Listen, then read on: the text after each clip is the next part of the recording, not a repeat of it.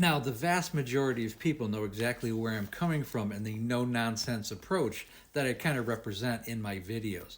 But occasionally, I'll get somebody with has a kind of a condescending comment like this, kind of a passive aggressive statement. Probably doesn't really know my background. I've actually spoken all over the world. I've done over 60 podcasts in more than a half dozen countries, from Africa to Europe to South Africa to Australia, New Zealand, Canada, United States, England, Ireland. I've spoke to millions of people on this issue. NBC, ABC, television, iHeartRadio, I mean, all over the place. Unfortunately, I also lived with an alcoholic for 25 years. I was married for 25 years, and my wife passed away from alcoholism, and I had a front row seat to someone who died from this disease. And I had a front row seat to the 4 stages, the 4 levels of alcoholism. When I met her, she was probably already in stage 2. She drank on a regular basis, and I watched that decline. But as someone who hadn't been around an alcoholic, unfortunately, we got help from my wife much too late, and unfortunately, she succumbed to it after 25 years. But she'd been drinking long since I had met her.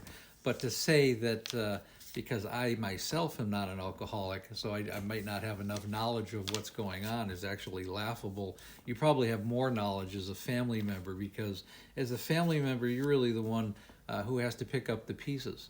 You're the one that has to pick up or clean up the blood and the vomit and the urine and the feces. You're the one that has to pay for the tickets and get the car out of impound. You're the one that has to deliver the person to rehab and take them to outpatient rehab. You're the one that has to pay for the in-home the in-home stays where they were under house arrest, and pay for all those costs. You certainly understand the psychology behind it, and you understand the horror that your loved one is going through, as much or more than the actual person.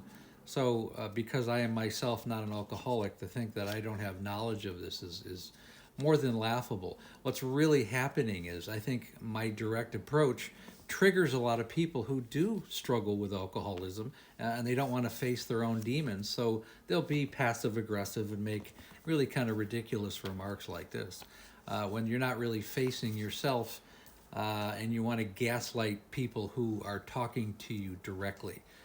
And I hope that helps. I hope people grow from my videos, and I know they do. I know it helps. I know a lot of people relate to it.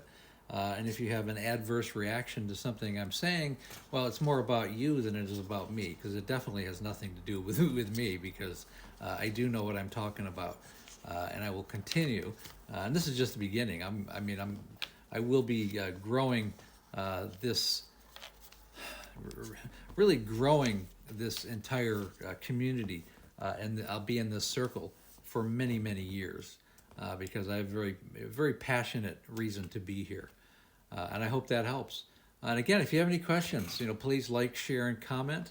The coaching program, again, if you need some help with your family, if you're an alcoholic, I set up a breakthrough call. I've helped thousands of alcoholics, and just as importantly, I've helped their families.